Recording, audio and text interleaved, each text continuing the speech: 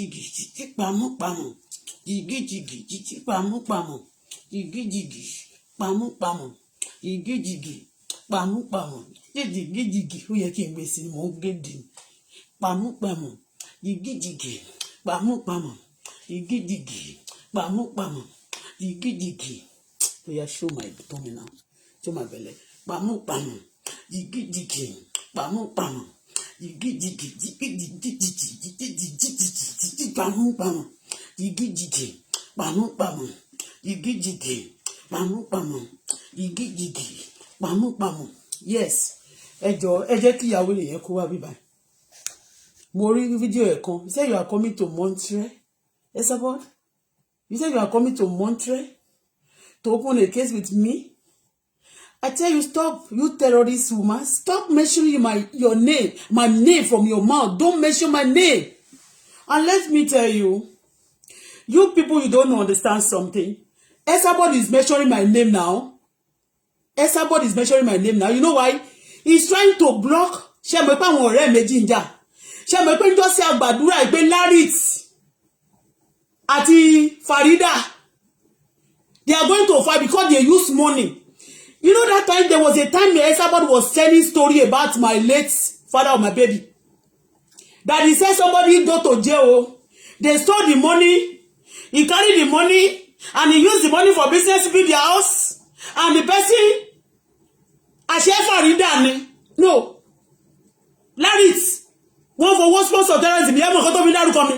He's using system to mention my name now to cover up that sin of Farida and Larit. Because that time they even stole money, Papa. They are using part of the money they stole to sponsor Esabod.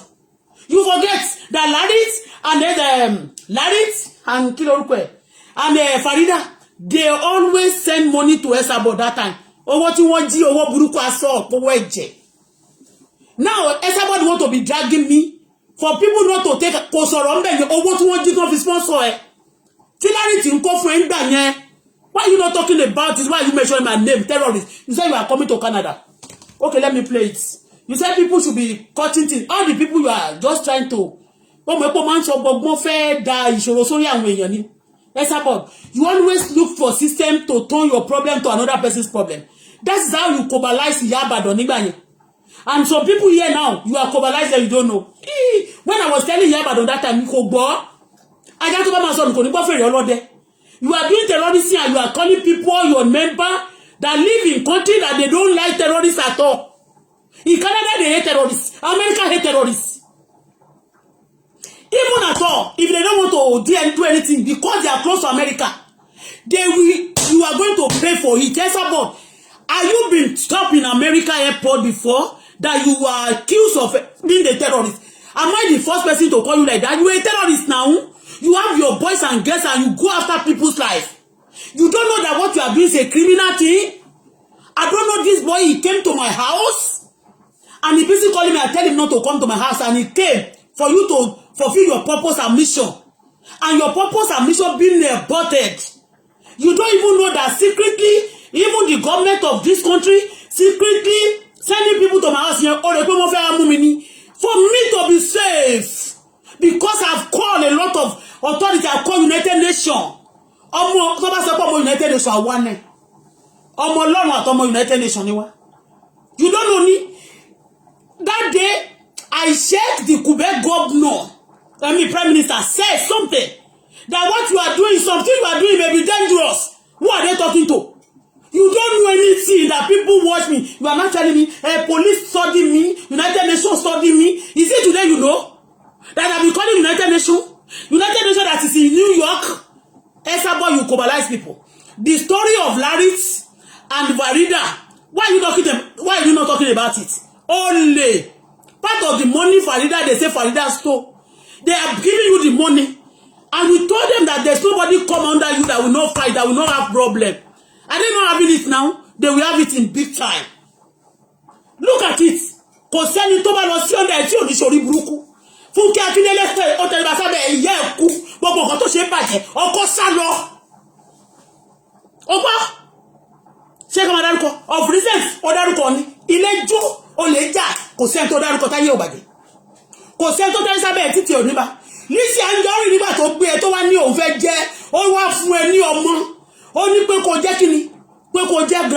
Florida ó máa bá yé Florida wọ́n ló gbé èpè rabata wá sí orí bíbá fún ọmọ ìyá òfò ó wá sọ pé mi bully. God forbid. I complain about the people who dealt with me, okay, who stood for me, and I have right to say that, to expose evil, including you cover evil anytime you see people fighting or if they commit offense. If they give you money to cover the shame of that person that commit the crime, you will collect money and quickly attacking the right person. Why are you not talking about Farida and Larit? You forget that we tell you that Larit and Farida, they are going to fight me. They will fight. It's not go. Wọ́n máa jà kú ni. Anybody tó bá ti fọwọ́ sponsor a terrorist tó dẹ̀ fọwọ́ sponsor àwọn èèyàn ogun tiwa ẹ máa jà kú ni o. Ó yá máa jà kú ẹ máa jà kú ni. Ìgbà tí ní sì lọ sábẹ́ orí pé kò ní sinmi ni ayé ẹ̀ bàjẹ́ wọ́n bá tó padà ni. Ayé ní sì ó bàjẹ́ wọ́n bá tó ni. Kò sẹ́ni tó lọ sábẹ́ ẹ̀ táyé ò ní bàjẹ́. Ìyá Ìbàdàn máa bẹ ẹgbèjà ẹ o ó máa dèrò Nàìjíríà o ẹni tó gbé odidi Canada passport dání. She is a Canadian citizen. She was all down in Nigeria because already being reported and a lot of people. Why you said a lot of people are expecting me in Nigeria to come and answer my query? Which query? Which query? It's you that slander people. It's you that block people wrongly. It's you who are Jim Kokolowe wọ́n ló lè wọ́n ní terrorists don't terrorize àwọn èèyàn. Ìwọ làwọn ará Sambisa wà lábẹ́. Ìwọ ni àwọn tó ń pààyàn ní orílẹ̀-èdè Nàìjíríà wà ní under ẹ. You enjoy at this tenure. This government that is going. Ṣé wọ́n ra irú mọ́tò Ọ̀ṣínbàjò ló ń lò? Irú mọ́tò Ọ̀ṣínbàjò ló ń lò. Ṣé mi lorú ẹ̀? Ṣé mo ní mo lọ́wọ́ àbí mi ìpariwo bẹ́ẹ̀ gbà mí o? Àwọn terrorists àtàwọn olè ní ò pariwo ní tẹ́nà yìí. Àwọn olè àti terrorists ní ò pariwo àwọn olórówó gbà. Àwọn ọmọ Ọlọ́run tó wọ́n fìyà jẹ wá. Akígbe wọ́n pa èèyàn wá ìwọ ta ni wọ́n pa ìwọ fẹ́rẹ̀ ló fọmọ ẹ̀dá àjọ ayé. Madam Were, assuming terrorist woman. Stop my name in your mouth. You said you are coming to Montreal to come and open case against me. It's not those people again. It's not those people again because you are globalized and you have caused them problem. If anybody continue going under your platform, supporting you, they will have problem. If a politician that go to you that send you message will fail, Akindele fail, it's because of Esabod. Akindele could anybody speak if you want to pay, you are speaking. Shebi, you are speaking because of Omobota. You are speaking because of Biodun Okeowo. Kò ní jọra gbá fún gbogbo yín pọ̀ ẹ̀ ní sóríire. Ẹ̀yin terrorists kò ní dá fún gbogbo ìyálàjà yín. You no go better for all of you terrorists. Òfò lẹ máa ṣe. Kò dẹ̀ ní dá fún ẹ madam. Sọ́dọ̀ pé mo fi respect sí. Kò ní yẹ tó bá ti dé, I don't brag. When you come to Canada, you want to come to Montreal to come and open case against me? That you already, you thought, come. You've been saying this for the past 4 years. The other day you said they should give you my number. You are coming to Montreal. I report you another case already lodged against you. Okay? Another docket lodged against you. You said you want to show me your visa. That's the one you collected 4 years ago. That you have been bossing around. We reported you again. We open your secret to the whole world. We expose you. You can only go to Turkey. Àwọn ibi tó súnmọ́ Taliban. Àwọn ẹbí Taliban ó lè súnmọ́ wọn ó lè lọ sọ́dọ̀ wọn. Sórí bíbà. Wá síbí kó dẹ̀ tún lọ sí America bó ṣe máa ń lọ tẹ́lẹ̀. They hate terrorists. You are a terrorist Esabod. You telling people, you planting people all over. And you are telling me that ẹ ti dá $2,000 fún. Kò dẹ̀ ní dá fún ẹ pẹ̀lú $2,000 yẹn. Ó ṣe san $40,000 lówó school ẹ̀. For 4 years, all of them pay the 40,000 and the accommodation.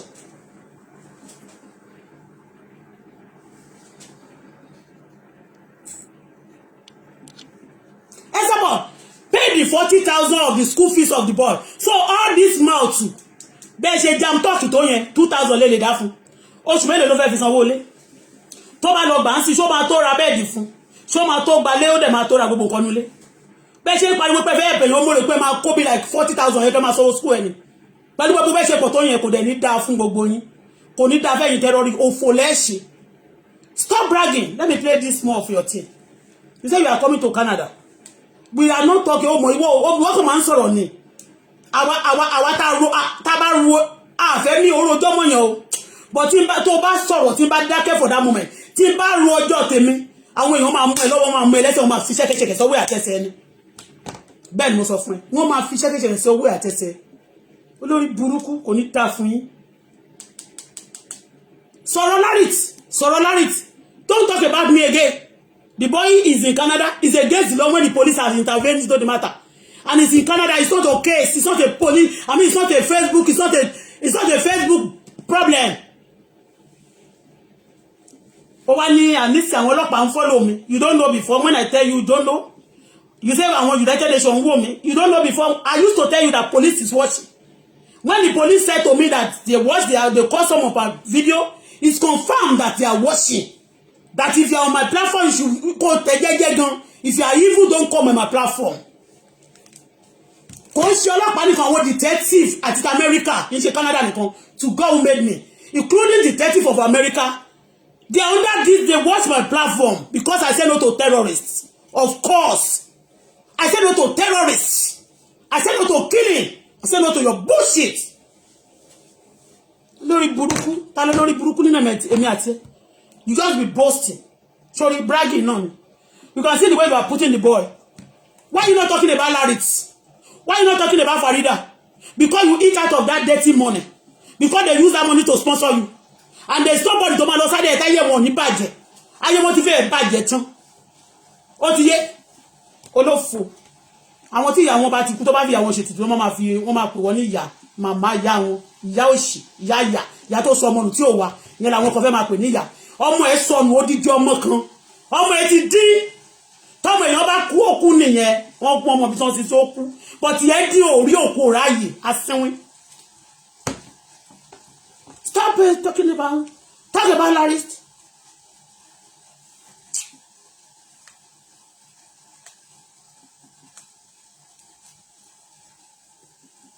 I'm coming to Montreal soon. Huh. I'm coming to Montreal to lodge a petition against you. There's no enough of thing to resolve. We are going to the court. Let me tell you, let me prepare your mind before you come to Montreal, okay? The lawyer of Canada, they are expensive. It's per hour, per second they charge. And now, the government that is maybe part of the people giving you money, they want to change their money now. They don't spend money like before again. Because the money they already changed Naira. Alright? Okay? So, and if they want to give you money now, tell them to pay the money up front. Okay? The lawyer of Canada, they are expensive. Alright? You want to come to Montreal to come and sue me to court. You have to prepare for your hotel. This place is not it's not Turkey. Turkey is not, I'm not abusing Turkey, but it's a very cheap place that they sell flat for 30,000, 25. Okay? Condo like this, they say, it's condo 2-bedroom, oh, it's $50,000. It's $30,000, $25,000. Here, there's no place like that, oh. Okay? There is no 20,000 flats to buy here in Canada. There's no 20,000.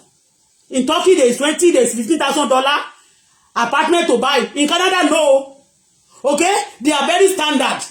Canada, Quebec, especially, they are very standard. Canada is a standard place. Okay? They are not cheap. Like the way, because, you understand me? Huh. You say you are coming to lodge a case. Why are you telling me before doing it? Why are you telling me? Olori Buruku, you have caused problem for the boy now, and all those people. Now you be bragging. Kí ló lè ṣe fún ìyá Ìbàdàn tó fi lọ gbálẹ̀ ní Nàìjíríà láti jọ sí. Ó kórí sábẹ́ báyìí ló bá forí kó jábẹ́. Ìwọ tó rí e burú, kò sẹ́ni tó tẹ́ sábẹ́ ẹ tó yẹ pé èpè wà lórí ẹ, kò sẹ́ni tó tẹ́ sábẹ́ ẹ táyé ò ní bàjẹ́. Ó máa bàjẹ́ tó 0 level.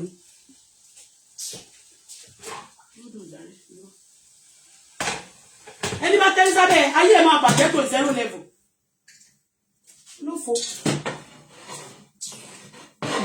every time you be tracking me. I'm coming to Montreal to lodge a case against me. They will deport you. Are you the immigration of Canada? I'm exposing you evil people to Canadian government. I'm exposing evil.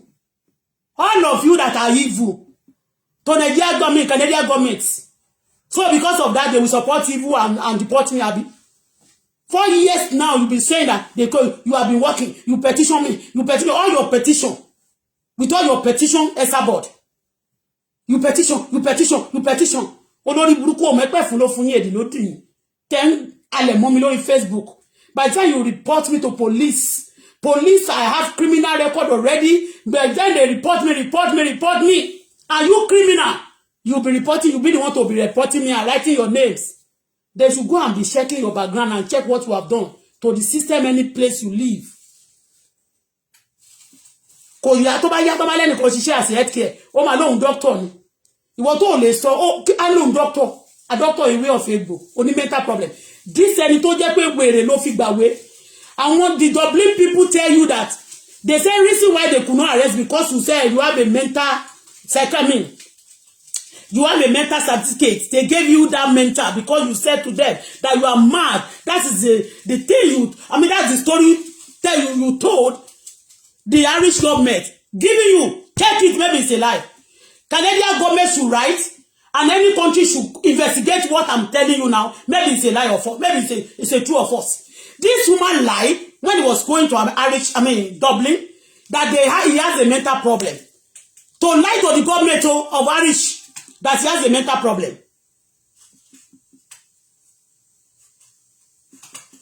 That he has a mental problem. And they gave him the paper of mental illness that is under mental, is also part of the mental, he has a mental issue. Go and confirm if I'm lying. She full of evil from day one. She full of evil. Why mentioning you say you are coming to Montreal? It's because you mention Montreal again. That's what I'm telling you. When you are coming to Montreal, get to Montreal first. And they call me. They say, all your boys, you say you have the address of my house already. And you say you have a lawyer. You want to take a lawyer. Take the lawyer. You got my address already. You share it again on the Facebook. I'm not afraid of that. Because the 4 years ago, those people who are monitoring now, they don't understand the story before. But now, a lot of people have known the story. They know what we are talking about. Okay? That time, people don't really know me. They don't know what I was saying. But now they know, they understand. I speak the language. People can understand a little. Yes. We are trying to, because that time, I'm answering you, but I won't answer. They don't know what we are saying. But they don't understand what I'm saying. But now, I'm speaking the language they understand. You say you are coming to Montreal. Come to Montreal. Before you start, you say you have my address already. You said it. Why are you now bragging every day on the Facebook? Because you don't want some people to talk about some people. So one of your friends that they've been alleged now that they stole $700,000. Stole $700,000 and that one was busy sponsoring you about 2 years, 3 years ago on Facebook. Asọpẹ́ máa jà, àjàkú ní tàgbáàrin. Kò sẹ́ni tó lọ sọ́dọ̀ Esabod láti jogun mọ́ èmi. Láti ogun mọ́ yẹn, ayé yín máa fọ́ last ni. Gbàtáyé lísì fọ́ nígbà yẹn tá a bá gbàdúrà fún kò ní dìde. Bẹ́ẹ̀ni, kò sẹ́ni tó lọ sọ́dọ̀ Esabod ayé ò ní bàjẹ́. Esabod tó ń pa ni ó pa odidi ọba Aláàfin Ọ̀yọ́. They been sending Esabod to kill terrorists of Nigeria. Esabod kò ní ra gbá fún ìyá ẹ̀. Kó bẹ́ẹ̀ ìjóná, ti jẹ́ kó bẹ́ẹ̀ ìjóná ló ṣe. Aláyé bàjẹ́. Stop mentioning my name. Don't worry. Bully to your humanity. Look at the bully, say bully to humanity. United Nations are now getting involved with you. In United Nations is now getting involved. Long time. God bless you, my darling. You be the end of the day. No weapon fashioned against you shall prosper. All your enemy, they will die. The Lord will destroy them. The Lord will render them. You say, all the evil plan they have for you will be their portion. Evil shall not be your portion because I don't do evil to people. Olórí burúkú. Only United Nations is now getting involved. It's not today. United Nations don't do my matter long time. Ọpẹ́lọpẹ́ Ọlọ́run àti àwọn United Nations náà tí wọ́n mọ̀ pé ó tọrọ là ń sọ. Ọlọ́run gbọ́. Àwọn èèyàn mọ̀ náà pé United Nations is on the case. Má sọ ńgbà tí mo sọ yẹn, it look like a joke to you. It look like a joke. Ìwọ tó ń smile yẹn, ó ń sunkún nínú.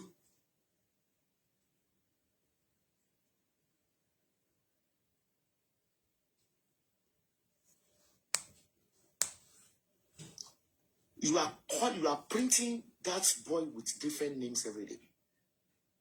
I hope everybody. You are not a lawyer. You are not a part of Canada. No terrorists live in Canada. We don't want you here. But you say you want to come here. Kó wá jẹ́jọ́.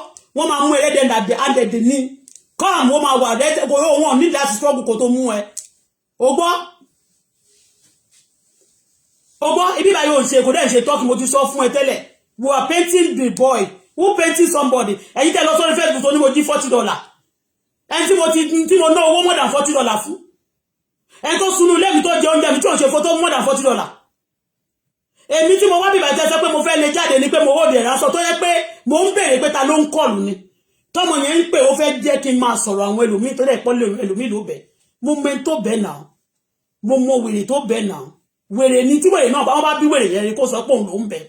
Mo dẹ̀ pé wèrè sí mo sọ fún. Kò sí bó ṣe lò lóun wà lókè tó. Wèrè ló bẹ̀ náà.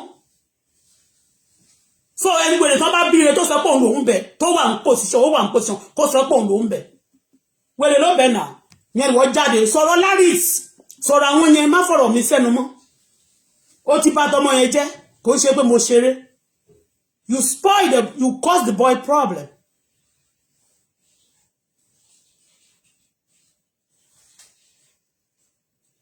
Downloading our videos. You calling that innocent boy a killer? Is he not a killer? Is he not? Yes.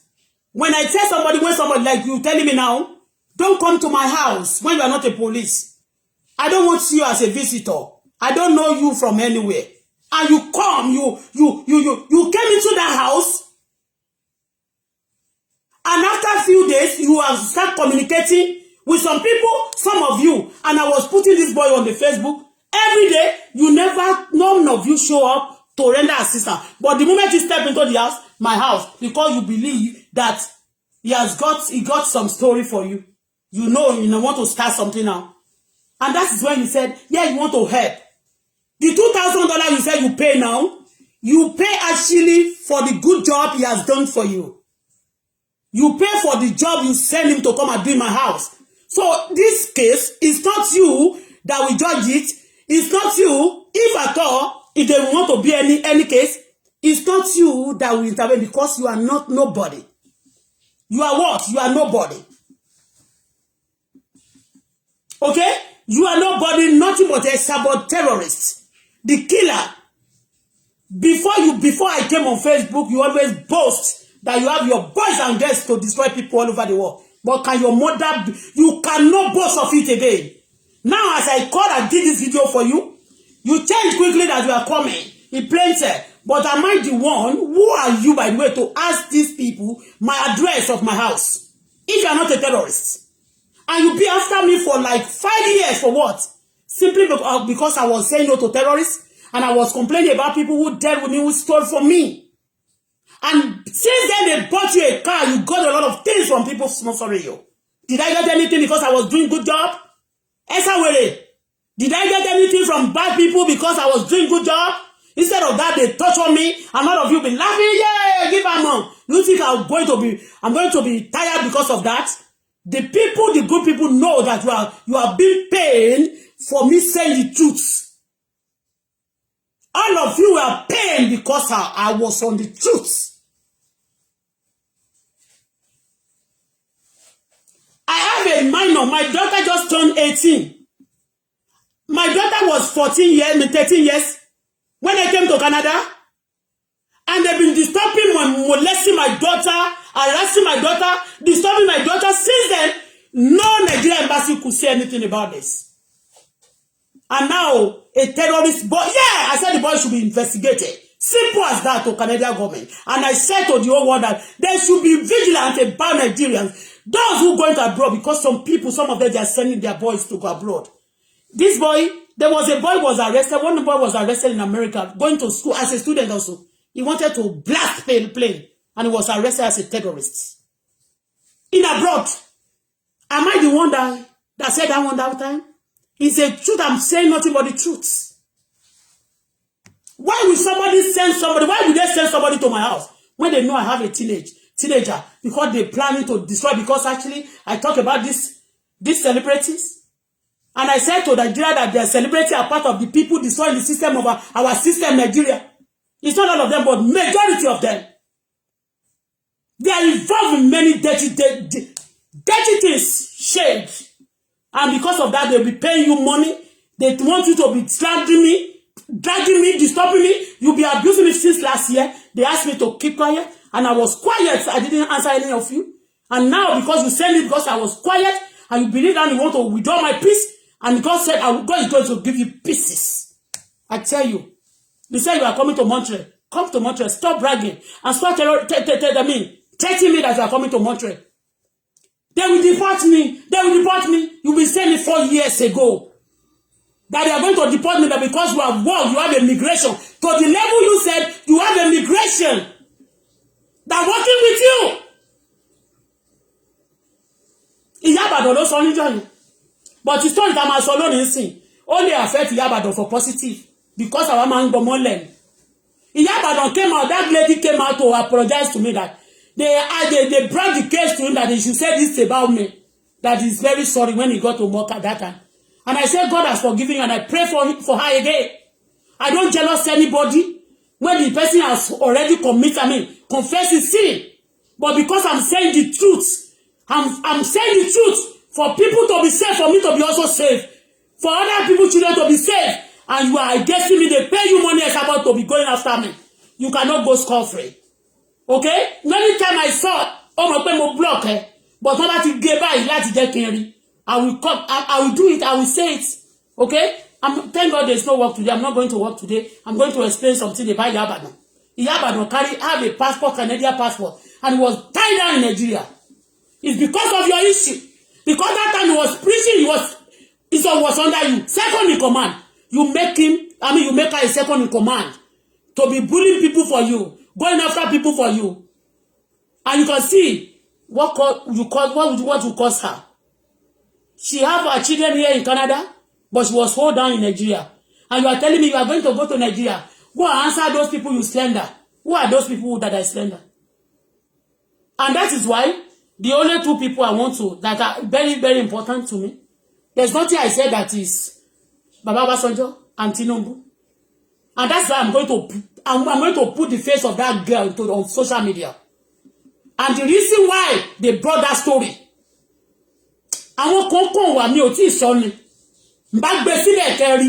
Ayé yín ṣe lè fẹ́ bá yí ara yín jẹ́ ni. Èmi lè pé fẹ́ plan fún. Ayé yín máa bàjẹ́ last. Then èmi sọ fún àwọn Canada àti Nigeria pé kó investigate me. But you are dodging for the investigation. Esabod, if your mama born you well, you are speaking for the celebrate now. And the people, some people, terrorists in Nigeria. Go to Nigeria now, go and meet them. You won't be here now. But don't you hold the second in command yesterday? Won't you say, see ọjọ́ tó bá wá Nigeria? Of recent, go me moko to jẹ́ kẹ́nu mi tún yá fẹ́rẹ̀fẹ́rẹ̀. Bá jẹ́ kó ti lọ kó lọ sí ọdún ọlọ́jọ́ tó fẹ́ ṣe yẹn. Kó lọ sọ́dún ọlọ́jọ́ airport wọ́n ti máa gba pálí ẹ̀. Bẹ́ẹ̀ ni mo sọ fún ẹ. Kì í ṣe mi, wọ́n ti máa gbà. Ọ̀rọ̀ tí mo sọ níjọ́ iná tí mo kàn sọ pé lórí burúkú kan kí Aláàfin kí Onírìṣà kó lajú o. Kó má jẹ́ kó pa bó ṣe pa Aláàfin Ọ̀yọ́ o. Ìwọ tí wọ́n ń lò tó ń pa dídí èèyàn. You kill the whole king. You know how many people you have been killing. Before sẹ́mi tó wá síbi ta ló pè ní terrorist. Ta ló lè kojú ẹ̀ kó sọ pé terrorist ni ẹ́. Gbogbo yín you are terrorizing people kò ní dá fún ìyá yín. Gbogbo yín tẹ̀ terrorize kò ní dá fún ìyá láyà yín.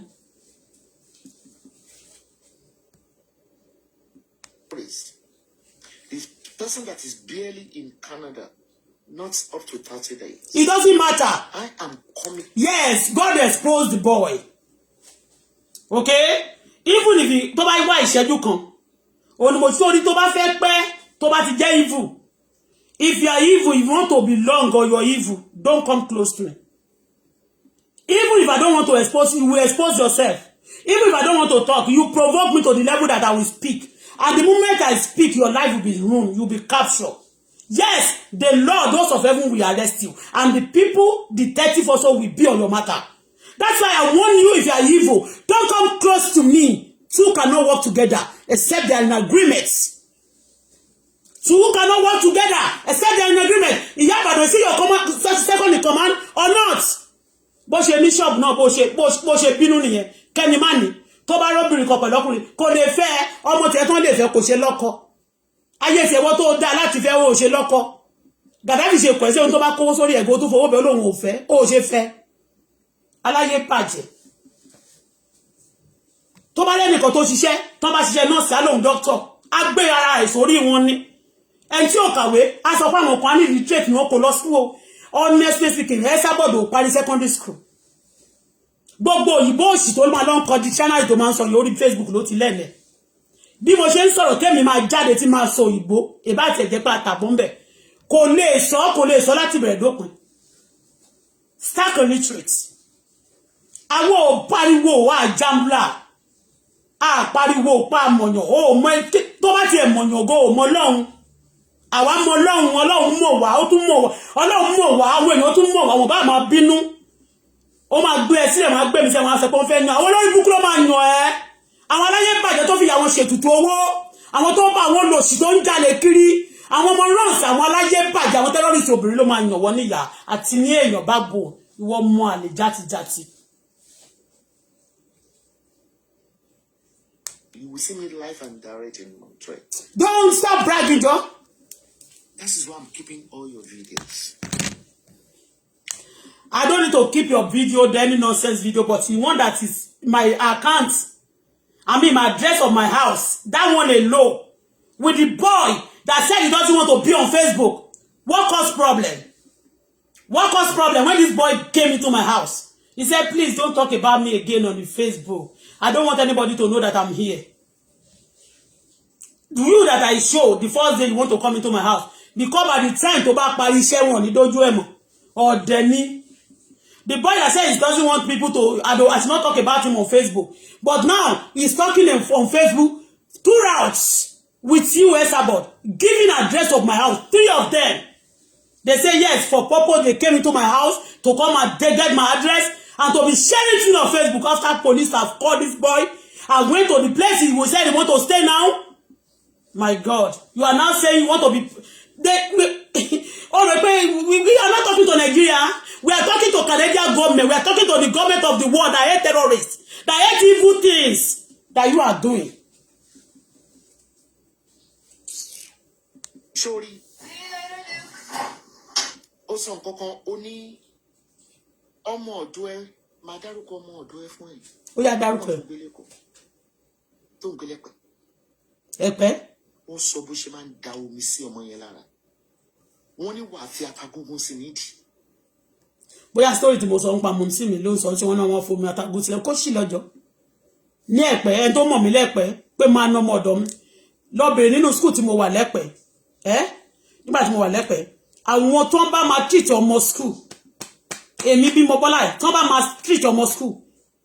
Èmi làwọn ọmọ yẹn máa wá pa èmi ni máa pe parents wọn. Bẹ́ẹ̀ni.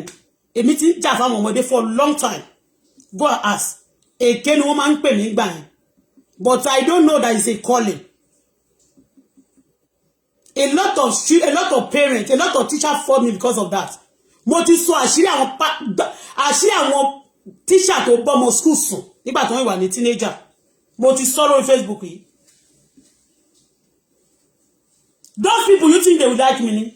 Majority of them ọmọ Ìjẹ̀bú dẹ̀ ni wọ́n. Yeah, the principal of the school kan pàápàá ọmọ Ìjẹ̀bú ni ọmọ Òru ọmọ Àgọ́wòye. I've been on the speaking for àwọn ọmọ school. I can tell you àwọn ọmọ yẹn wọ́n ti ní nínú wọn ó náà ọmọ kan ọmọ ìbẹ́ta báyìí mo mọ tíṣà tó disbájì wọn nínú school yẹn wọ́n ti di celebrating sin wọ́n ṣe gbọ̀ngbọ̀n báyìí.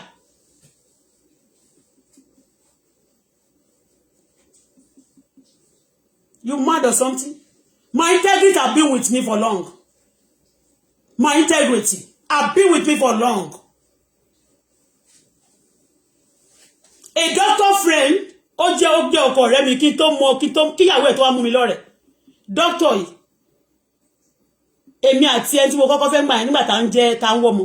La kọ́kọ́ lọ sọ́fíìsì àrùkú yóò mọṣẹ́. Ló bá ń toast mi. Màá rẹ́rìn mọ́ àlà. Kò pẹ́ náà ìyàwó ẹ̀ bá dẹ̀ dé ló bá mú mi lọ́rẹ̀. Ó wá threats. This man, òun àti ìyàwó ẹ̀ àwọn méjèèjì yẹn wọ́n ya wèrè dé pé ó ló máa ń gbóbìnrin gan ìyàwó náà wá bẹ̀rẹ̀ sí ń tẹ̀lé ọkùnrin kiri. Màmá wò pé kò dáa. Màmá sọ fún yín pé kò dáa. Má dárúkọ ẹ̀ mo tún dárúkọ ẹ̀ ń bí. Kí ló fẹ́ ṣe? Àwọn ogun tí èmi wá dárúkọ ń bí mo kojú mi face to face nígbà tí mo wà lójú wọn. Yes. Ogun mi tí mo dárúkọ ló fẹ́ mo kojú ìyà láyà. Mo strong fún. I'm too stubborn for some people to handle. Ben mo sọ. But tell about the yogun tó bá ti dàgbà ma yogun jà tó ro mo mi. Mo lọ́mọ kékeré lọ́wọ́. You think I run because of them? I run because of my daughter. Ben mo sọ fún ẹ. Mo ti kojú ìyà láyà majority. I tell you. Go and ask anybody to bá mọ̀ mí. Wọ́n máa mọ̀ pé I stand on my truths, and this way I talk. Because Olododo Amalaya Bikini, when I have nothing to hide. When I do good to you, and always see something, I have to shake my friend. Maniko kutomotomo, akaimo ya woto kutomotomo. Ben mo sọ because mi ò ṣe burúkú fún yín. Ìwọ ní ọmọ kan gbé lọ́dọ̀ mi ní school. Àwọn olóògbé lọ́dọ̀ mi.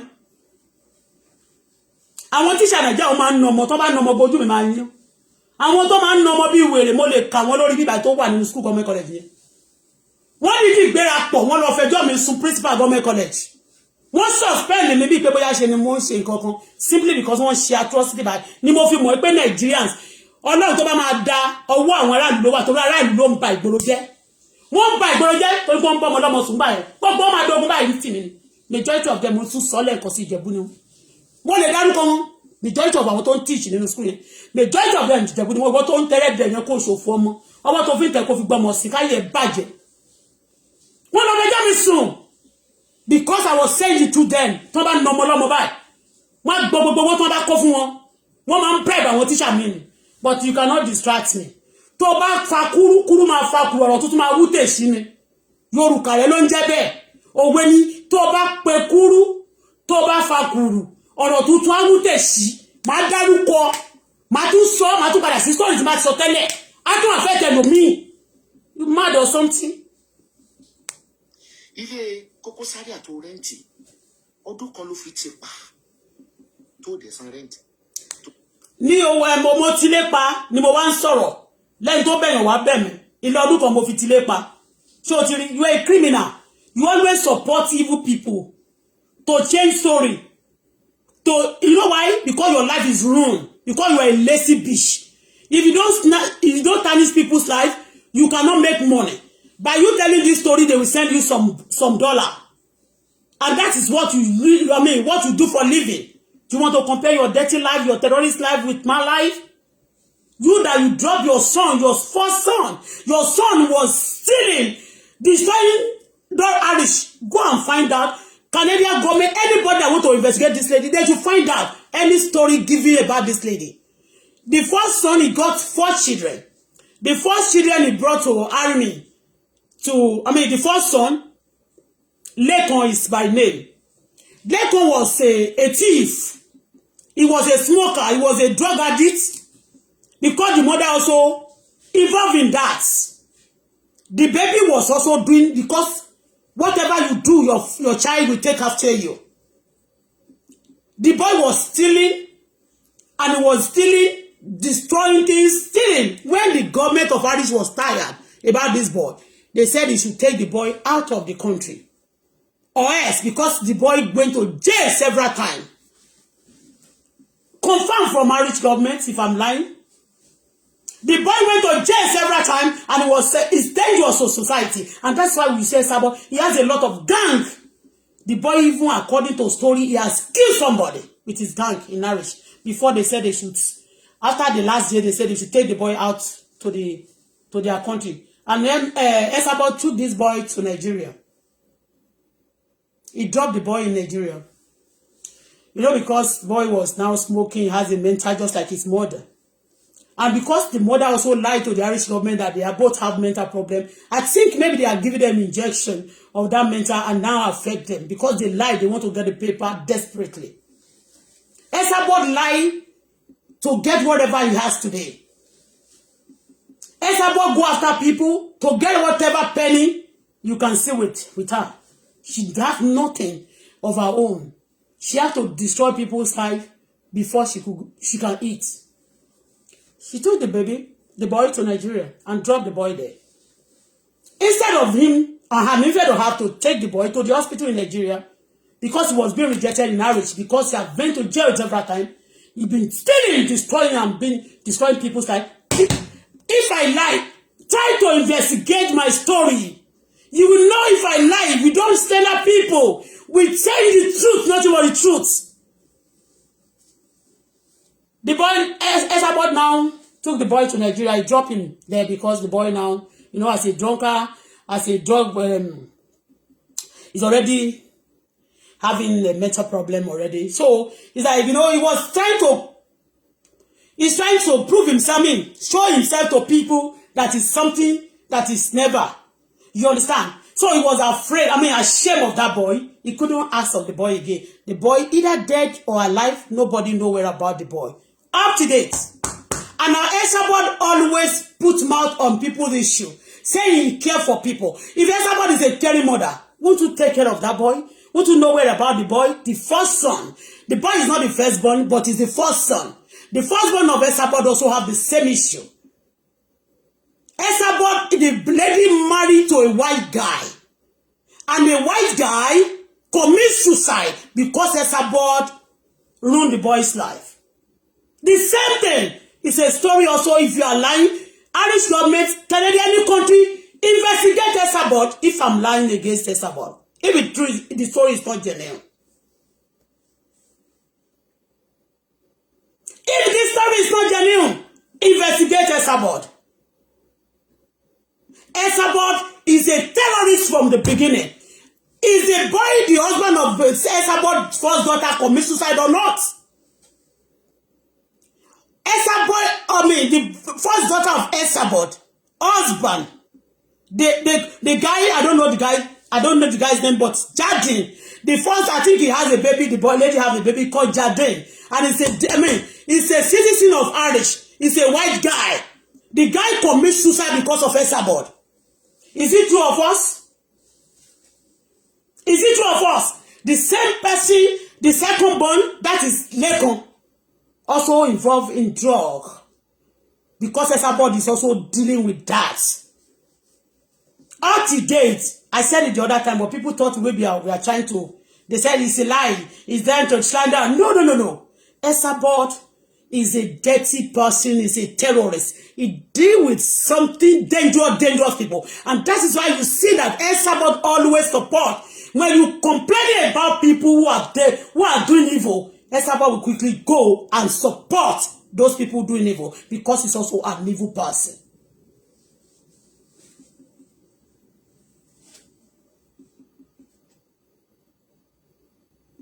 Esabod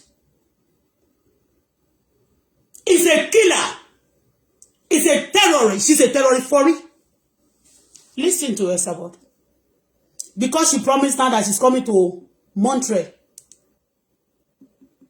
The other time, about 4 years ago, she said she's going to London to kill this daughter of Fonirisha. And he was asking for everybody, and he will be going around. He will be sending all boys. He pay money that they should go after people. Esabod is part of the people who petition Kemi Olunloyo in Canada. She said it in the other video that go and ask. Olunloyo, Kemi Olunloyo was deported when we dealt with her. With her. We petition her, they bundle her to Nigeria. But I tell Esabod I'm not Olunloyo. Okay? I'm not Olunloyo.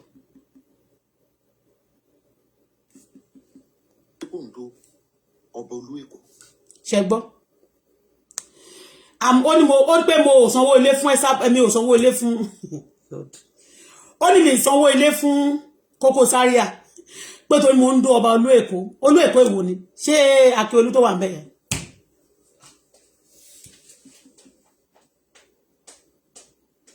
Okay. Àwọn mama aya Olateru, mama ọmọ Olateru Olagbegi, the Inspector General, kí lorúkọ wọn ọlọ́pàá. Wọ́n ní mo ń bá yín dóko ọkọ yín o. Èmi ò kìí ṣe oníṣìnà náà anyway.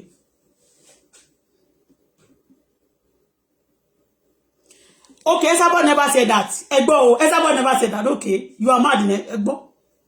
Egbo. You are crazy, both of you.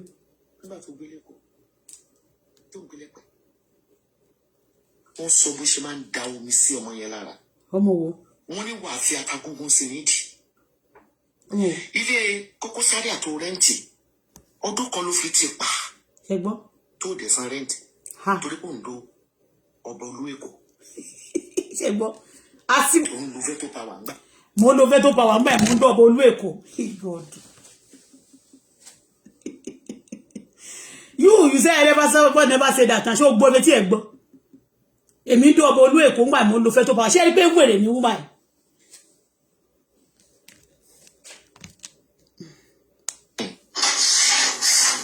torí pé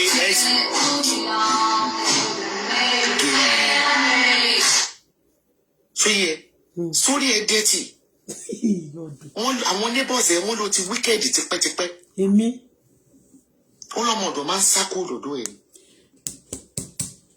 mi ò nọ́mọ ọ̀dọ̀ rí I can talk mi ò nọ́mọ ọ̀dọ̀ mi rí mo lè lé ọmọ ọ̀dọ̀ lọ o tí ọmọ ọ̀dọ̀ bá ṣe tán àbí kọ́ ọmọ ọ̀dọ̀ jí nǹkan kó lọ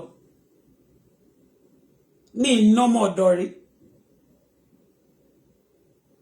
mi ò lè sọ ọgbà tí mo wà pẹ̀lú prince bóyá prince náà wọn o èmi Bọ́lá mi nọ́mọ ọ̀dọ̀ rí.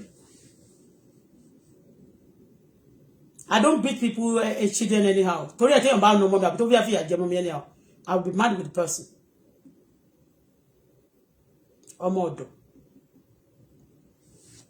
Tọ́n bá ń lọ àwọn ọmọ school nínàkúnà. Èmi máa sọ, máa lọ gbà wọ́n lẹ̀, máa lọ bẹ̀ wọ́n. Tí bá dẹ̀ bẹ̀ wọ́n tẹ́ni yóò bá gbà. Àbí tẹ́yìn bá sọ story fún mi, tí bá mọ story yẹn. I tell their parents.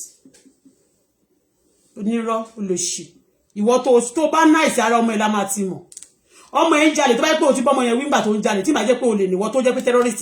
If you are not a terrorist, if your child is doing bad thing, why can't you correct that boy that time? If you correct the boy that time, it's possible it's not ending like that. Ìgbà tó ọmọ ẹ̀ tí wàá sọnù tó wá ń fi kọ́ra àìtàmájẹ́ ewo ń tèmi ṣé mi mo sọnù ni àbí mo ní kó máa ta dúró kó máa mu drug ni èmi mú káyé ẹ̀ bàjẹ́ ni mi káyé ìyá ẹ̀ bàjẹ́ ni. Everybody on Facebook are against you. Why are you mentioning my name? Okay, everybody on Facebook, they pay them now. Momo ko to tango anybody yín lára. Because àwọn kan máa ní wọn support àwọn kan, you can't force me to follow you, to support you. If everybody is not against me, the terrorist team, all your terrorist team that won, those one terrorizing people are the one that are against me. All the people torí wọ́n pè yẹn, wọ́n ṣe máa against me, àfi tó máa ya wèrè. Wọ́n against me, only mad people like you, all your mates, àwọn ọmọṣẹ́yìn, your boys and girls against me. They will know all those people against me. They should go and find out they are terrorists. They are the one that they are giving money to terrorize people on Facebook. Okay? Why am I mentioning your name? Ìwọ kọ́ ni wọ́n gbé ọmọ náà lọ bá, ṣé wọ́n gbé lọ bá ẹlòmíì. Voice ẹgbà tó ti interview wọn torí wọn lórí wọn ló bẹ̀ wọ́n lára àwọn tó pẹ̀ wọ́n wá ní iṣẹ́ yẹn fẹ́ gbé fún ẹ. Iṣẹ́ yẹn wọ́n fẹ́ gbé fún ẹ, ó dẹ̀ ti bu ẹ lọ́wọ́, ó ti bu mi rán kó lọ ṣì.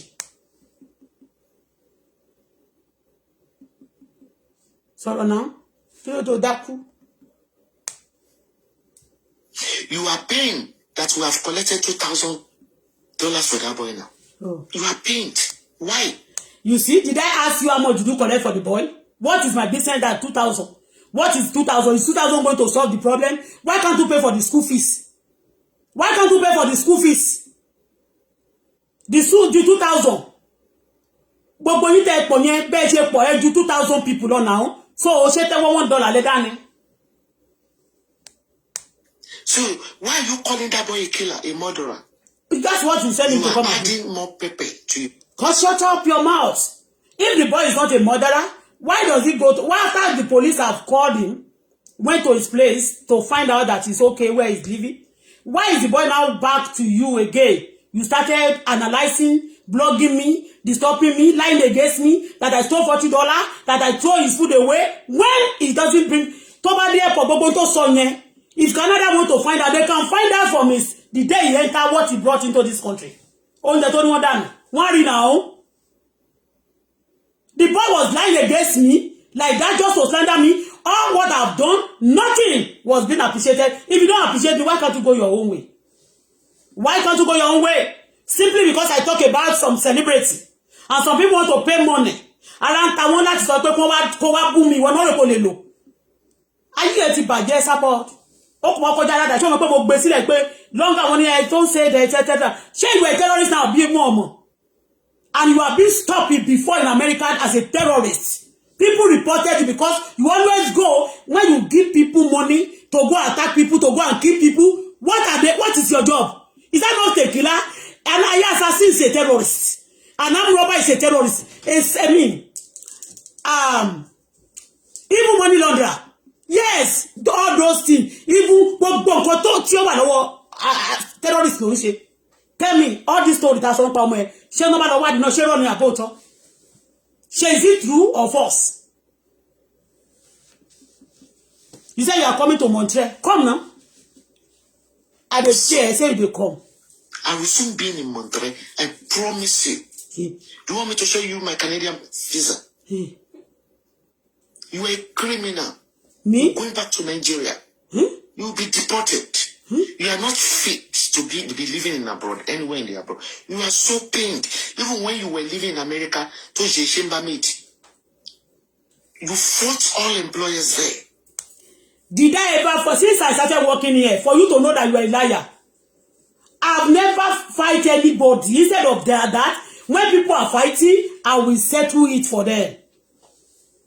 Since I started working here now, why can't I be fighting with people? 5 years now in Canada. Why can't I be fighting? People will see me, they say, why are you always laughing? You always smiling. Even when I'm not happy, I will smile. Even when people haunt me, I can just quiet and walk away.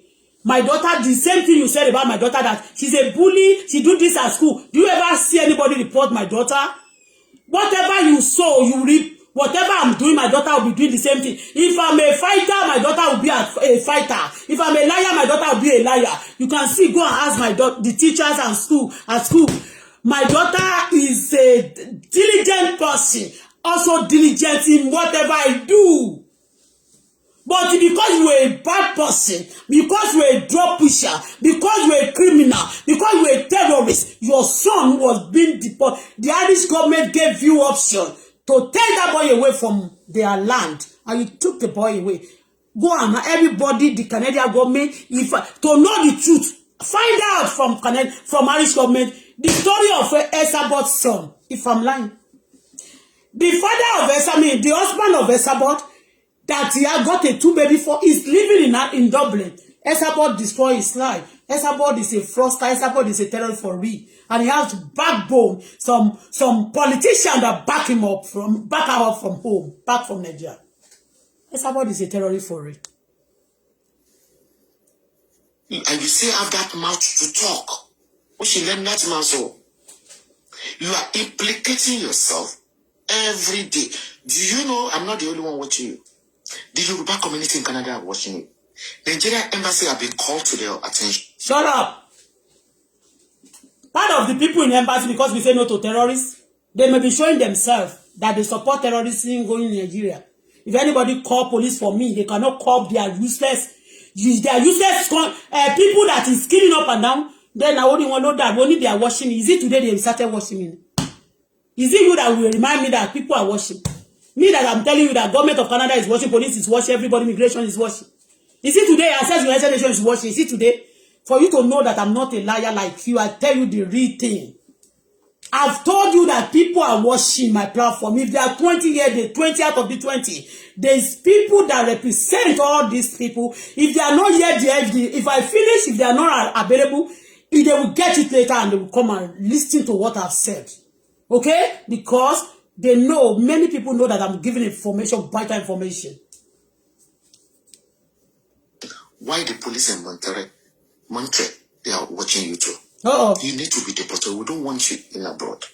Look at this idiot. Look at this killer. Look at this useless terrorist woman. Look at this person that is sampling evil things. That your child, me, let me tell you, I want to be boast of this. When I noticed some movements around my son, I call my son in public. For you to know the dignity and decency in me. I'm not saying I'm a saint. But for you to know that I want to produce good things for the nation I stay. I'm a good product. My children have to be a good product, good example. You are a bad product. That's why your children also are bad products. Even though the system of that Irish. Tell us what your children have done to Irish to promote Irish. Despite all the trouble I went through in this Montreal, my daughter's run for the school, he got a medal. He have done many things. He got many certificates here in Canada. Okay? Do you think if I'm a bad person just ranting on Facebook, What caused Canadians to just bundle me? But they know that I'm a good girl. The whole one know that I'm a good person.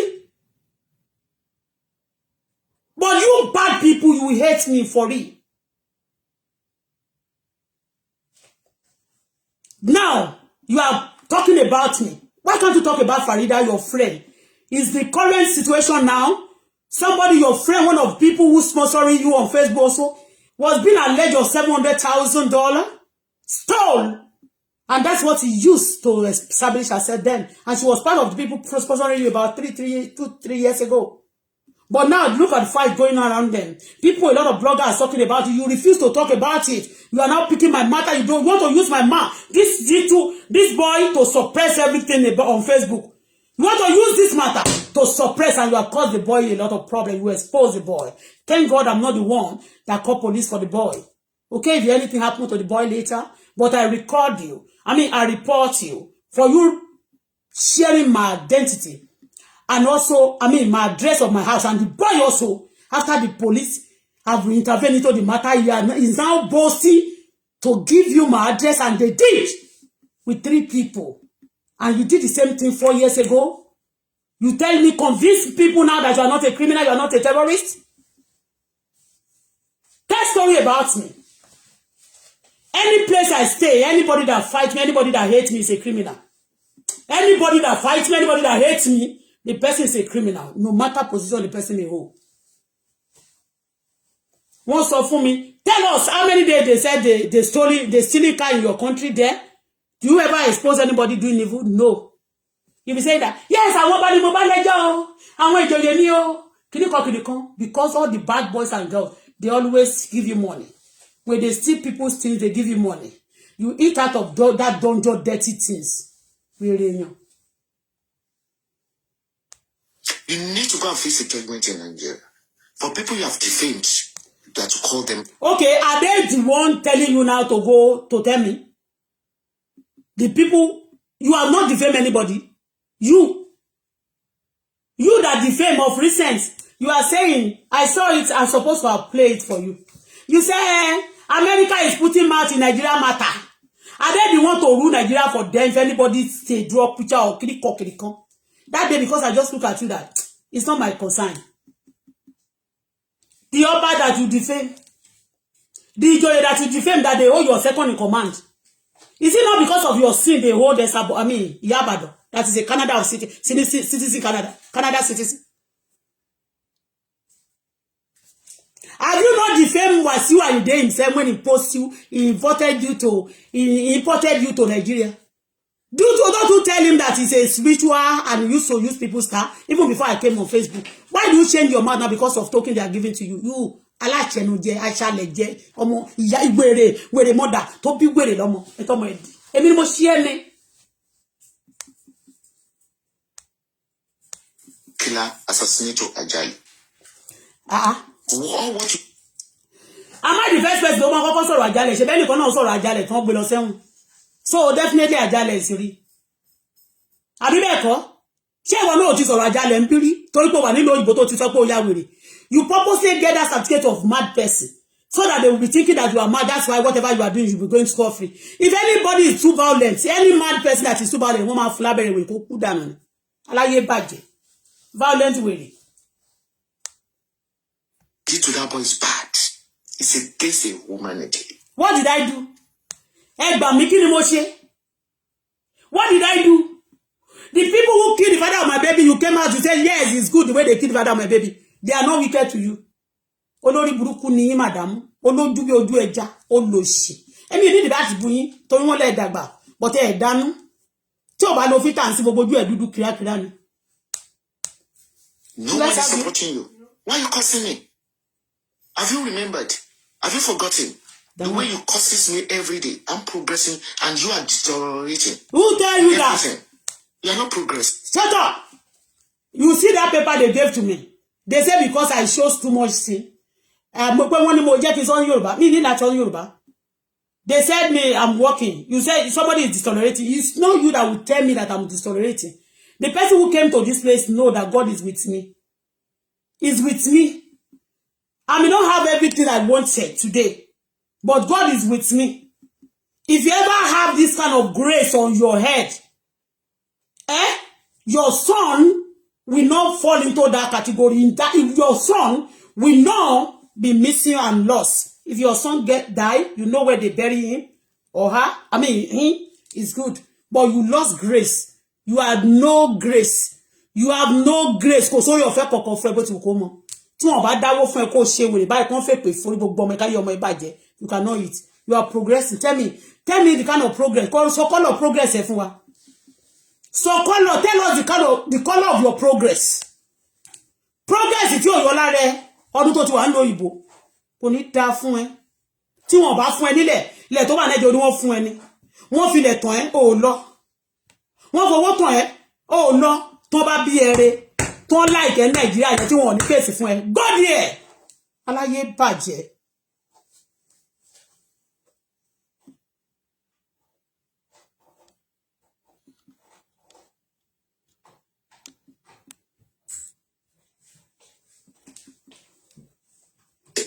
You always fall from one problem to the other.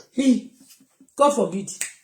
Almost she girl yi lọ́wẹ̀ ó yẹ pariwo lórí social media. Tani kó lọ wẹ̀ àwọn olè tó ń bá ṣe gbogbo àwọn tẹ́ máa pera yín ní big girls yẹn ó lè lẹ́ fi ń ṣayé náà tẹ́ bá ṣe olè kẹja kẹ́ tún ṣe runs àwọn òsín level yìí ẹ̀yin tẹ́ ní integrity tẹ́ ní decency ẹ rí pé level yìí là ń sọ ẹ̀yin tẹ́ ní grace tẹ́ bá ní grace ẹ̀ ní bára yín level yẹn tó bá ní grace ayé ò ní bàjẹ́ bẹ́ẹ̀ yẹn bẹ́ẹ̀ni tó bá ní grace wá ti kọ́mọ orí kọ́mọ ẹ kó ba lè fún ẹ ní ìsinmi ó kọ́mọ ẹ kó hàn fún ẹ ní ìsinmi ara wa ń kọ́ ẹ ọmọ ẹ dín onílé kan wá dín kan you are now lẹ́kan dín kan orígbórúkọ òrò ẹni kí láǹfààní orógbó ẹ wọ́n pákó làwọn ó jẹ okòrò kí láǹfààní owó òwe tó ní tó jẹ́ pé ayé àwọn ọmọ ló fi bàjẹ́ ló fi gẹ́ẹ̀tì òṣì rádaràda ṣé ìwọ jọkọ ya ni àbò jẹ́ Dangote àbò jẹ́ ta ní ẹ̀gàn ta ní ìyá ẹ̀gàn tó máa ló ń progress ẹni bá progress a máa rí lára ọmọ ẹ̀ a máa rí lára àwọn ẹbí ẹ̀ gbọ́dọ̀ ti progress tell us the color of your progress. Ọmọ kọ́ mi kejì ajá ìkà jẹ́ wèrè. Wèrè ọmọ ẹ̀ ló ya wèrè kí ni mo fi ṣe kà àwọn tó pa bàbá ọmọ mi nígbà tí wọ́n jáde tó wá sọ pé bàbá ọmọ ẹ̀ kú ni bó ṣe dá nìyẹn ó kì í ṣe kà àwọn tó pa náà kò kì í ṣe kà olórí burúkú ni ẹ aláyé bàjẹ́ sọ̀rọ̀ ní larist sọ̀rọ̀ má fọ̀rọ̀ mi bò mọ́lẹ̀ olófò olè jàgùdà pálí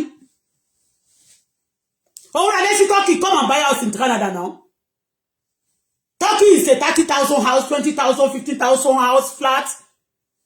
You are coming to Montreal, you are threatening me. After police of Canada have intervened into the case, and the boy, because it's you are part of the people who send him. Your mission is cancelled, but now back to your evil. Police iti dasi. Want you to bambe? Are you okay? Now the boy now have court again to be lying against me, and you said you started threatening that you are coming to my house to come and kill yourself. And you tell anytime about terrorists. If you continue talking about me, I'll be posting you here. This time I am not going to stop it. You lie against me that I fought with everybody. You have been planning evil against me for a long time, all of you that are after me. But you know what? If I'm a fighter, I will be fighting people here. I don't fight people, but I say the truth. I don't fight anybody. Everybody, when they get to work, they hug me. It's about they hug me. It's about beru.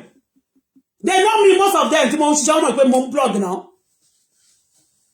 If they are not afraid, they will be, some will greet me. When they want to greet, how are you?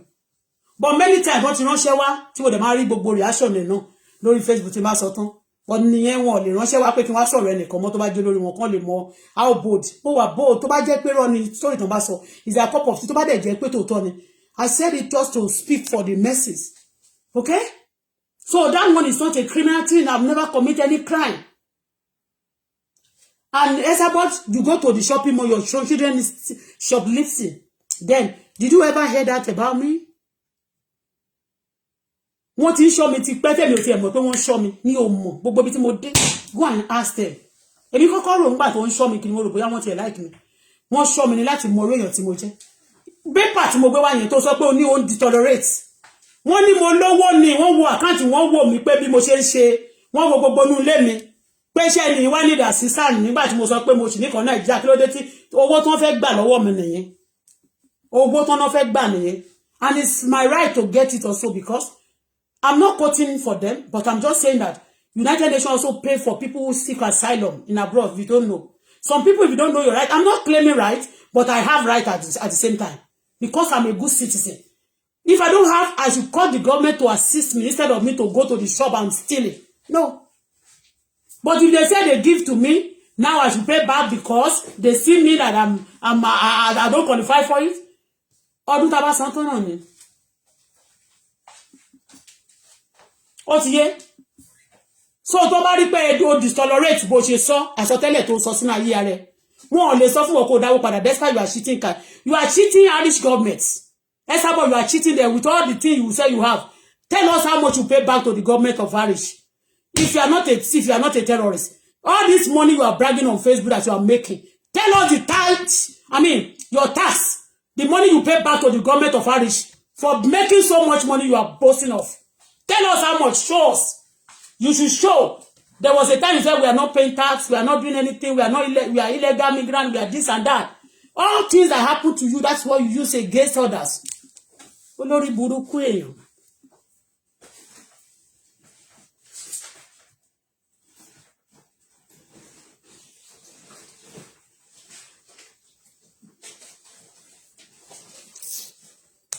When somebody is talking, and when it comes to the area of threatening people, causing people's problem, some of you will tell us not to talk. We are going to talk for you. Even at time when you are telling us not to talk, it's because you have been one sending her. So you want to come and support to conquer in ta ló fẹ́ conquer wa ma conquer isu ni. We conquer Satan. We conquer demon. We conquer principality in the name of Jesus. I march Esabod down lórí burúkú. Àwọn olówó wo ni? Ọlọ́run ṣe no mọ́ ẹ, Ọlọ́run dé no mọ́ ẹ, Ọlọ́run bá yé ẹjọ́, Ọlọ́run expose ẹ. You are talking. Psychiatric. Ẹ tó ṣépè fún mi àtọmọ mi. Tó ń sáfógun. Go and face your judgment in Nigeria. Oh, ìwọ ò ní judgment. Why can't you go to that party of Onirisha again? Kí ló tó lọ mọ́? Ẹnu nìkan ni, ẹnu dùn rò fọ́. Aláyé bàjẹ́. Olófò. Àti airport tó máa ẹ̀wọ̀n tó lọ rí kirikiri yóò ṣe máa padà lọ. Kó sì lọ, ìwọ ló lẹ̀wọ̀n rí. Ọmọ ẹ̀ ló lẹ̀wọ̀n. Your son go to jail in Dublin. And the white people said, the police of Irish said, take this boy away. Oh, Kafise won gbere. That's what the Irish government said. Is it lie? Is it true of us? Esabod answer. Auto paranoid. Òyìnbó rẹ̀ ni. O tún ṣépè fún àwọn tó dáwó. Ló bẹ̀rẹ̀ sí ṣépè tọmọtọmọ fún wọn. Ayé ṣe wá polúkú musu. Mi ò ṣépè fẹ́ nǹkan kankan tó dáwó. Olórí burúkú ni Esabod. Níbo mo ti ṣépè fáwọn tó dá mi jẹ́ mọ̀ pé dáwó mi ti ẹ̀rí ti ẹ̀rù. Ọlọ́run gbọ́. Even eléyìí gan wọ́n tún tag mi ní kí n bá lè rí pẹ́ sọ̀rọ̀. Mi rí yín. But each time àwọn tó ń sẹ̀dẹ̀ náà wọ́n fẹ́ jẹ́ kó jẹ gbá ni. Tó bá ti fẹ́ kó jẹ kó lè jọjọ́ kó lè jórí Facebook orí YouTube máa ti rí màá wá ṣe padà fún ẹ. Màá ṣe kíní yẹn fún ẹ. Màá ṣe kíní yẹn máa expose ẹ to the whole. Àwọn wo ni mi rí ti rò mi Ọlọ́run tí bá gba tiẹ̀ máa ṣí ẹ lẹ̀ mi ò wù ẹ́ orun sí ni. O ṣí pàlàbà ṣí pàbó. You are a lazy sharp. If you are working, you will not be expecting tarnishing people. You've been tarnishing people, blackmailing people for the past 12 years. You are not a blogger, you are a terrorist. Why we Auto Bola? What they do, the common lay, ebi apa, pure water, oya ni yaba. Ó jẹ́ sọ fún ẹ. Mi ò ní kọ́bọ̀ nlé, but mo ní Ọlọ́run níbi gbogbo. Ani tó dẹ̀ sọ nǹkan kò ń ṣe tèmi. Gbogbo ìtẹ́sọ yẹn, it's not my own. You have been saying in Jokon by also only the immigration are coming now. They deported her now. You have been saying it. You are a liar. You full of that bullshit. You cause a Canadian citizen a problem that is hitting Nigeria. I'm going to do that one. I will show Esabod on face today, and I will ask Canadian government. Canadian government also. This she want that do not totally agree totally eko. Lórí burúkú. One why. Oh, so we want people to sign it. Then we're going to put the link to Canadian embassy. Canada in Montreal. They will see. Shetibo, you are saying you want to petition me. People should be signing it. Okay, let me go and drop my daughter at school. You said people should sign. Okay. Hey, use that one to do something. No. Do, I said tell you. Just take something. No, take something, my darling. Take something. Olówó orí mi. Ọmọ tó na ọmọ pa. Ọmọ tó bí ṣàdúrà fọ́mọ. Kò ní bàjẹ́ fún ọ. Náà ní ṣe lọ́wọ́ kọ́ mọ́. Ó ti ṣe kọ́bọ̀ mi dúró. A ṣe ìròyìn. You are welcome, my darling.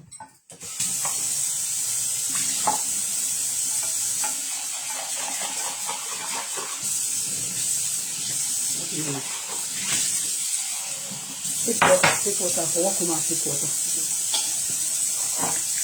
5 minutes, yeah.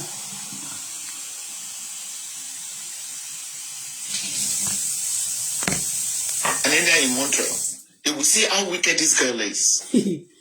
Oh my, the party last.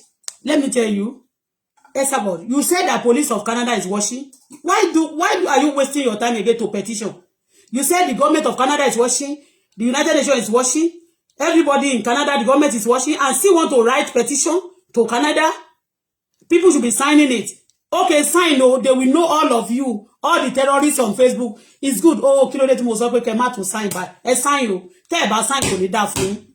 Sign and send it to Migration of Quebec, send it to Migration of Canada, send it to Quebec Prime Minister, send it to Prime Minister of Canada, send it to all the parliaments of Canada. Okay? They will know all of you terrorists and anyone that has signed it in Canada, that is living in Canada, they will also know they are part of it. Into ṣẹlẹ̀ sí ara tibinjosi, no yo ṣẹlẹ̀ sí wọn olórí burúkú, akosibero, ẹ̀yin tó yẹ pé wọ́n jà kọ mí, ìjàkárì wọ̀ ní Esabod.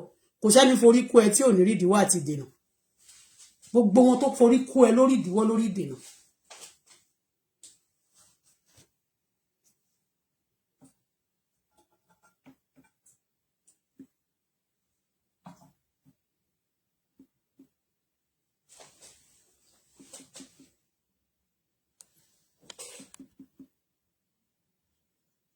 Okay, this one that is talking.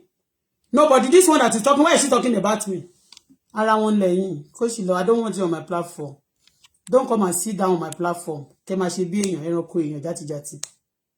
Ọdún márùn-ún no paper. You stuck. Oh, you travel. Bí ẹ bá jà dúró ní ìlú kan. Gbà tí mo wá jà dúró ní lẹ́yìn Dublin in 98. Within 6 months, mo gba green card. Ha! You that you said that 2 years ago, 3 years ago that you staying, I mean, you were there in Dublin more than 10 years, that even your ex collected his own, and then he will be doing it like this to you. It's when you collected your passport, your card, your citizenship for the past 20-something years in Dublin. 5 years ago, you start mad, you start, going after people seriously. It's when you get your passport, until you get that paper. That's why you are mad. Which paper said? To paper, don't even matter. Don't matter. Soon down. You want to Nigeria, paper and you're going to useless. Oh my God.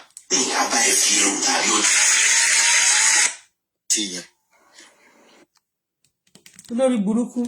Ọmọlọ́mọ ṣé mi nìkà. Ìwọ nìkà. Esa wèrè. Esa oní padlock. Tó bá ti dárúkọ èyí tó yàn bá lọ sábẹ́ ayé ẹ̀ máa bàjẹ́ ni. Ó rí pé lárí ìtì báyìí ó rí bó ṣe ní stress. Ó rí gbogbo tó ń fẹ́ lówó wọn lè fún ẹ lówó káyé wọn má bàjẹ́. Bẹ́ẹ̀ ni gbogbo àwọn tó bá ti fún ẹ lówó. Lísì fún ẹ lówó ayé ẹ̀ change gbà yẹn. Ogún bò ni. Irú ogun náà kò rí irú ẹ̀rí. Ìwọ tó yẹ pé ìjàkárì wọ àwọn ẹ̀mí èṣù tó máa ń pè. Ó ní padlock ni ẹ́. Lórí burúkú.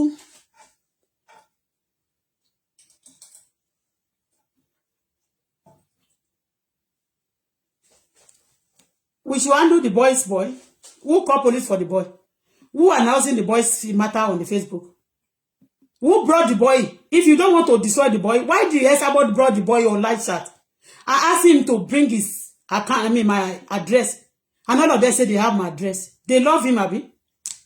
Olórí burúkú afa. Ó máa ń fi system bá yọ aláyé jẹ́ na dem ma lo nsore. Ó máa fi system ma ṣe bí pé a máa ṣe kà fún yín, a máa lo nsore fún. A máa sí system ma gbé yín sẹ́nu ayé. Bó ṣe gbé Wàsíù sẹ́nu ayé títí ngba ẹ náà ni. Òun ló kọ́kọ́ tú àṣírí Wàsíù ẹ̀yìn. Tó ló máa ń ṣògùn. Òun ló sọ pé òun ló máa ń lo àìsíkí àwọn èèyàn. Òun ló gbé wá síbi àbírọ́ ni mo ní fídíò ẹ̀ lọ́wọ́ nígbà yẹn. Bẹ́ẹ̀ ni. Gbà tó yá náà nígbà tí Aláàfin Ọ̀yọ́ òun náà ló gbé wá. tó sọ fún Aláàfin tó sọ pé òun ló kọ́kọ́ sọ fún wa ń bí pálá ó bá yàwó Aláàfin Ọ̀yọ́ sùn pé òun ló kọ́kọ́ gbé wá pé bá Bádírá sùn òun ló gbé gbogbo story Wàsíù Àyìndé àti gbogbo àwọn tó ń speak fún lónìí òun ló gbé wá àwọn ló blogger ni tó bá ti wá fún lówó adákẹ́ á change the topic ìyẹn ló fẹ́ máa ṣe fèmí sọ̀rọ̀ Lárìsì sí wọ́n ní Lárìsì story tó sọ ń jọ sí Lárìsì wọn ló ṣẹlẹ̀ sí èmi fẹ́ lè ṣe lọ olórí burúkú olóhùn pọ̀ ní Montreal government is waiting for you okay they are waiting for you I'm not a criminal I'm a good girl a good girl I say no to terrorists Esabod is a terrorist is it another am I lying you said it with your mouth that they stop you in America the other day that you were a terrorist ṣé rọ ni àbótọ́ èmi fẹ́ lè ṣe lẹ́nu bá ní má dé ní olè dé bá Esabod gbà kó jẹ́ kò ní dáa fún àti gbogbo àwọn tó bẹ́ ò ní ṣoríire òfò lẹ́ṣẹ̀ òfò lẹ́ṣẹ̀